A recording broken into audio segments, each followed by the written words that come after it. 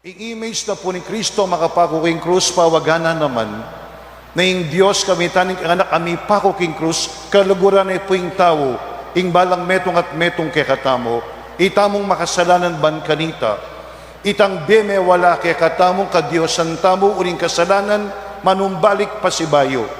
Iting sasadya na pong San Pablo, king kadwang pamamasa, karing tao kolosa.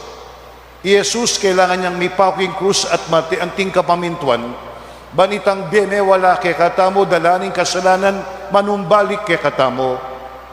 Uy na po ni Kristo ngari makapako king krus, pasibayo miyugneya, ing tao king banwa. Uy na pong Jesus aki katamong hari.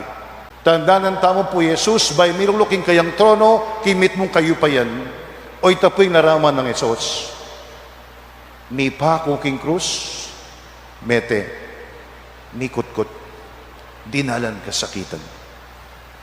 Ni Jesus amipako at magdalang kaligayan kaya katamo, kaya tamo dapat lumapit, kaya tamo dapat makatahid at etabibiling pangatahid tamo kaya, banano man pong datang kapagsubukan, akakitain kayang presensya, ing kayang pamanantabi aldo-aldo, king detamo.